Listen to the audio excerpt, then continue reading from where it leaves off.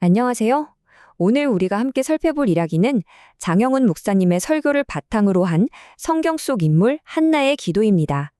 한 사람의 기도가 어떻게 개인의 문제를 넘어서 하나님의 거대한 시선으로까지 확장될 수 있었는지 그 놀라운 과정을 한번 따라가 보겠습니다. 자, 여러분 한번 상상해 보세요. 정말 간절하게 오랫동안 원했던 소원이 딱 이루어졌을 때 말이죠.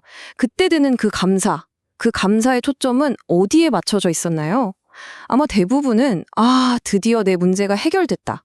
바로 그 자체에 집중했을 거예요. 그런데 오늘 우리가 만나볼 한나는 좀 달랐습니다. 자, 이 표를 보시면 그 차이가 확 드러나는데요. 보통 우리의 감사는 나의 문제 해결, 나의 승리에 머무를 때가 많죠. 그런데 한나가 아들을 얻고 나서 드린 기도를 보세요. 놀랍게도 자기 문제나 아들 이야기는 한마디도 없어요. 대신에 오직 하나님의 거룩하심, 그분의 통치, 그리고 더 큰 역사에 대해서만 노래하고 있거든요. 아니, 어떻게 이런 기도가 가능했을까요? 그래서 오늘 우리는 한나의 기도를 통해서 이 관점이 어떻게 성장하는지 세 단계로 나눠서 따라가 볼 겁니다. 첫째는 시선이 문제에서 하나님께로 옮겨가는 것. 둘째는 상황을 넘어 하나님의 통치를 선포하는 것. 그리고 마지막은 개인의 삶을 넘어 하나님의 역사에 참여하는 것입니다. 자, 첫 번째 단계부터 시작해보죠. 바로 이 시선의 전환입니다. 성숙한 기도라는 건요, 내가 받은 선물에만 머무는 게 아니라 그 선물을 주신 분, 바로 하나님께로 시선을 옮기는 데서부터 시작되는 거죠. 이 구절에서 진짜 중요한 건 이 반복되는 표현이에요. 한나는 아들 때문에 기쁘다 이렇게 말하지 않아요. 그게 아니라 여호와로 말미암아, 그러니까 하나님 때문에 기쁘다고 무려 3번이나 강조하거든요. 이게 뭘 의미하겠어요? 바로 자기 기쁨의 진짜 근원이 어디 있는지를 너무나 명확하게 보여주고 있는 거죠. 이게 바로 그 차이를 딱 보여주는 그림입니다. 미성숙한 기도는 내 문제, 내 필요라는 좁은 우물 안에 갇혀 있는 것과 같아요. 하지만 성숙한 기도는요, 물론 거기서 시작할 순 있지만 결국엔 고개를 들어서 그 우물 밖에 거대하고 크신 하나님 자체를 보게 되는 거죠. 자, 두 번째 단계는 바로 선포입니다. 한나의 기도는 이제 개인적인 간증을 넘어서서 이 세상이 하나님의 통치 아래서 어떻게 움직이는지에 대한 보편적인 선언으로까지 나아갑니다. 이건요, 자기를 괴롭혔던 사람을 향한 어떤 개인적인 조롱이나 복수심이 절대 아닙니다. 그보다 훨씬 더 큰 그림을 보고 있는 거죠. 세상이 말하는 힘, 부, 이런 가치들이 사실은 얼마나 덧없는지를 보여주는 정말 강력한 선포인 겁니다. 모든 것을 뒤엎고 바로 세우시는 분은 오직 하나님 한 분이라는 그런 세계관의 선포예요.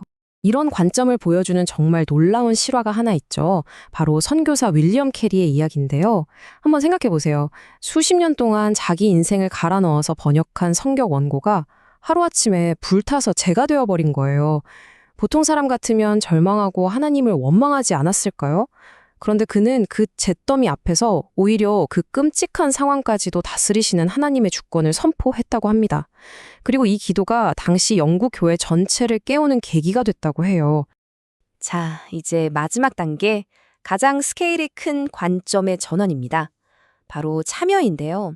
이건 내 작은 삶의 이야기가 어떻게 하나님의 거대한 역사와 연결되는지를 깨닫는 거예요. 이 구절이 정말 결정적인데요. 여기서 한나는 왕, 그리고 기름 부음 받은 자라는 단어를 사용합니다. 그런데 여기서 진짜 놀라운 사실이 하나 있어요. 뭔지 아세요? 한나가 살던 시대에는 왕이 없었어요. 이스라엘에 왕이라는 제도 자체가 없던 시절이란 말이죠. 그런데 아직 있지도 않은 왕을 위해서 기도를 하고 있는 거예요. 이건 정말 그녀의 기도가 얼마나 깊은 예언적인 통찰을 담고 있는지를 보여주는 대목입니다. 그러니까 한나는 아들 사무엘을 그냥 내 소원이 이루어졌다 이 수준에서 본 게 아니라는 거죠. 이 아이를 통해서 앞으로 이스라엘의 왕이 세워지고 더 나아가서는 온 세상을 구원할 메시아, 즉 기름 부음 받은 자가 오게 될 거라는 그 거대한 하나님의 구원 역사를 내다보고 있었던 겁니다. 정말 놀랍지 않나요? 자, 그럼 오늘 이야기를 한번 정리해 볼까요? 우리는 한나의 기도를 통해서 기도의 관점이 어떻게 성장하는지를 봤어요. 처음에는 나의 문제에서 시작했지만 결국에는 하나님의 성품, 하나님의 통치, 그리고 하나님의 거대한 역사로까지 확장되는 거죠. 핵심은 이 세 단계, 이 성장 과정이에요. 첫째, 내 문제에서 눈을 들어 하나님을 바라보기. 둘째, 내 상황을 뛰어넘는 하나님의 통치를 선포하기. 그리고 마지막으로 내 작은 삶이 그분의 위대한 역사에 참여하게 되기를 기도하기.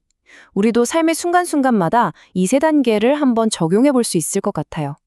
그런데 여기서 장영훈 목사님이 정말 중요하게 짚어주시는 게 있어요.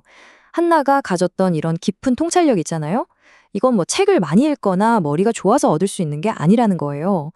이건 오직 하나님 앞에서 철저히 깨어지고 눈물로 엎드려 본 사람만이 가질 수 있는 그런 영적인 지혜라는 거죠.